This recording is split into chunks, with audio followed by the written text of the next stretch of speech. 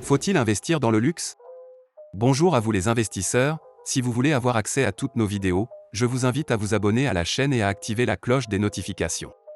Alors que LVMH a affiché des ventes et des profits records en 2021 et que le cours de bourse d'Hermès a réalisé pour la deuxième année de suite l'une des meilleures performances du CAC 40 l'année dernière, le secteur du luxe français tourne à plein régime. Malgré tout, de nombreux analystes soulignent certains risques grandissants qui pourraient peser sur la croissance de ces géants du luxe à partir de 2022. Cette année sera-t-elle une année de rupture pour le secteur du luxe? Quel challenge le luxe doit-il relever? Les entreprises françaises sont-elles armées pour faire face à ces changements? Comme toute industrie, le luxe doit savoir répondre aux évolutions sociétales et aux obstacles qu'apportent les changements d'habitudes de consommation. La digitalisation de l'économie, accélérée par le coronavirus, est à prendre en compte lorsque l'on sait que les millennials et la Gen Z sont les segments les plus porteurs du secteur. Les nouvelles technologies comme le big data, l'intelligence artificielle ou encore la réalité virtuelle ou augmentée doivent donc être utilisées pour exploiter au mieux la connexion entre la technologie et l'humain, proposer une ultra-personnalisation de l'offre et soutenir la fidélisation des clients. C'est aussi tout un luxe d'expériences et connectées qu'il faut réinventer pour proposer des expériences de valeur et émotionnelles individuelles et uniques pour attirer les clients et leur permettre de devenir des co-acteurs. Les marques du secteur du luxe pourront ainsi proposer une nouvelle facette liée à l'exclusivité via un luxe encore plus unique et rare. La dépendance vis-à-vis de la Chine, qui représente 38% du marché du luxe, est également un frein pour ces entreprises, car les prévisions de croissance des dépenses de luxe sont en baisse pour 2022 et 2023. Les enjeux mentionnés, ainsi que d'autres thèmes et défis, doivent être sérieusement pris en compte par le monde du luxe et être inclus dans la démarche des maisons de luxe pour soutenir leur croissance dans le temps et proposer le luxe de demain. LVMH, Kering et Hermès, les entreprises françaises du luxe présentent-elles des opportunités en bourse? Malgré la forte valorisation des actions françaises du luxe, autour des 645 € pour l'action Kering, 710 € pour l'action LVMH et 1285 € pour l'action Hermès, voyons le potentiel de croissance de ces entreprises. Action LVMH.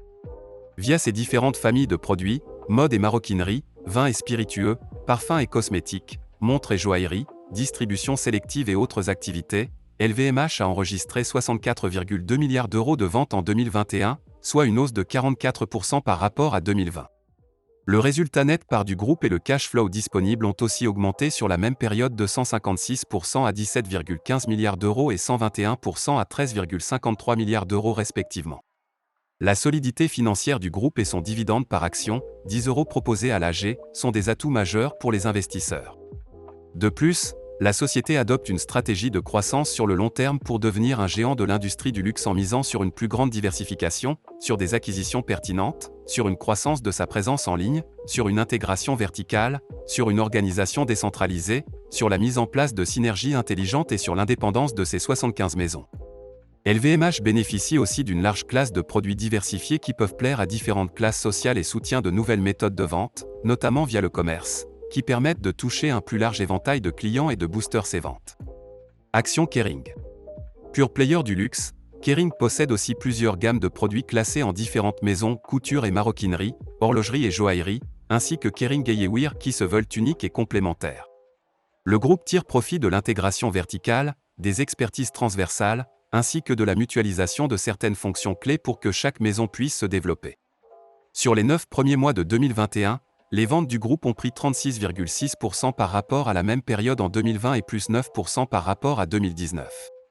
Le chiffre d'affaires du groupe au T3 2020 a augmenté de plus de 12% à 4 187,8 millions d'euros par rapport au T3 2020 et de plus 10% par rapport au T3 2019.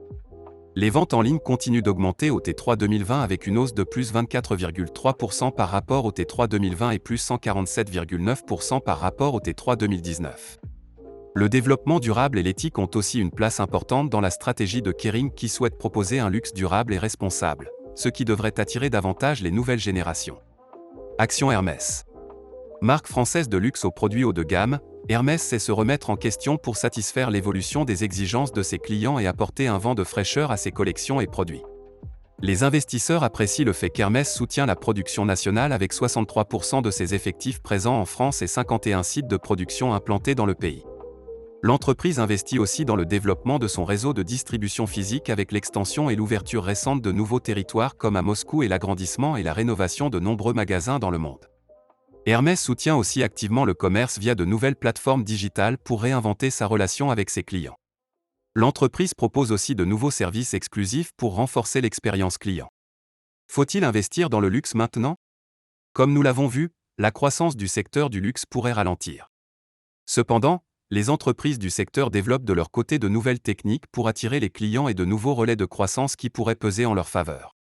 Certains analystes conseillent d'attendre que les valorisations reflètent davantage le potentiel ralentissement du secteur pour profiter des opportunités du marché du luxe.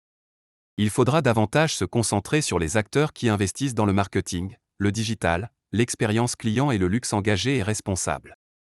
Les géants du luxe vont développer de plus en plus d'expériences individuelles pour satisfaire les nouvelles générations et ils devraient profiter des nouvelles façons de vendre qui apparaissent avec le Web 3.0. Comme via le métaverse et la blockchain. Les acteurs de ce secteur connaissent aussi l'importance de conquérir de nouveaux réservoirs de croissance, par exemple, en équilibrant leur territoire de vente comme en se concentrant sur l'Inde, l'Afrique ou l'Amérique latine et en soutenant l'inclusion de nouvelles normes culturelles et durables dans leurs marques et marketing.